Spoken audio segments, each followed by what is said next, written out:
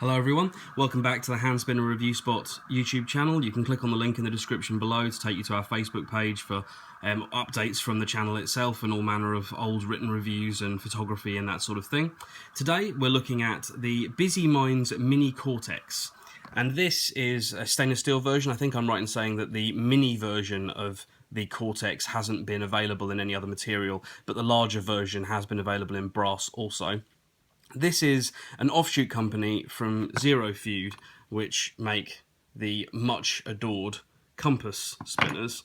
And this is effectively a Chinese manufactured offshoot with Rick Wayne of ZeroFeud's designs revisited in a different format and at a budget price. So, before we get into the details on this actual spinner, let's have a few size comparisons. I suppose it makes sense to put, say, a mini ZeroFeud compass in there, and then maybe the similarly outlined, and we'll come back to this, Axis Micro, Eternian, because we're looking at tri-spinners, I guess, the Trillium, which is there, and then we'll pop something like, there we go, there's a stubby also. So as you can see, it's quite a small design, which is really nice, and when we have a look at it next to the Axis Micro, you can see that the profile itself is quite similar. You've got a nice easy curve here, which is nicely done. We know that that works very well ergonomically for something like this. We don't have the big wide chamfer that we do on the Axis Micro, but there is a much shallower chamfer in there, and it just looks at first outset like it's going to be quite a comfortable spinner. So we'll put that aside and have a look. Okay, so what's unique about this? Well, it has the sort of raised weight portions that you expect from something from Rick. Again, you can see it here on a tri-compass.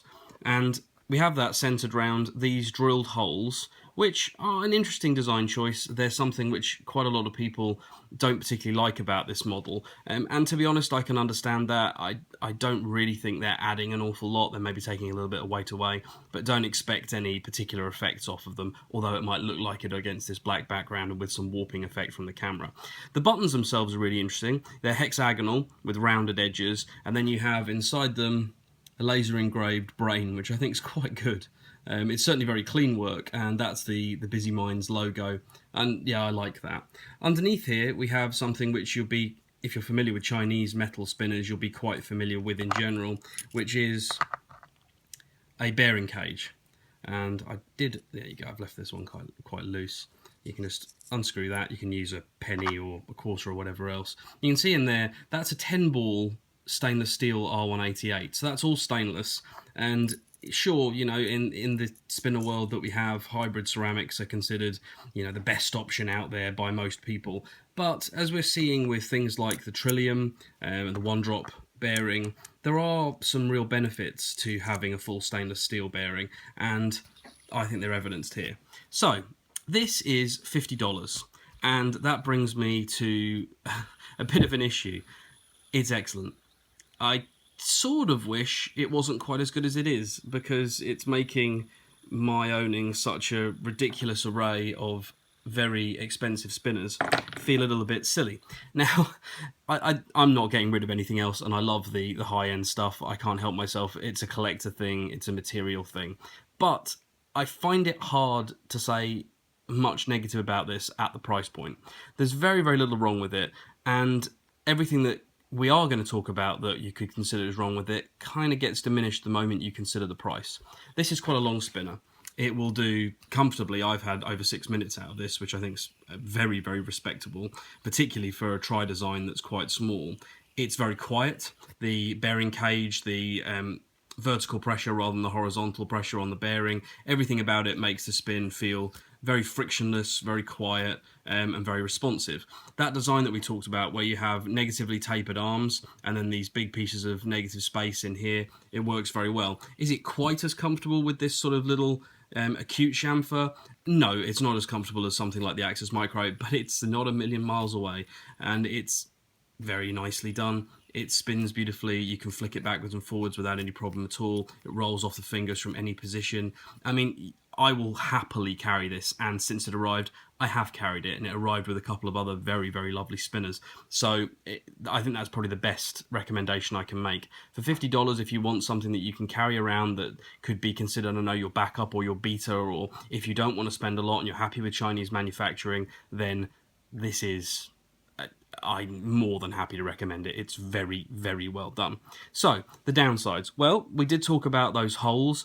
I don't really see them as a particularly great aesthetic feature, and I don't really think they're necessary. I suppose they take a little bit of weight out of the body further away from the center of mass, but I just don't think there's really any point in having them there.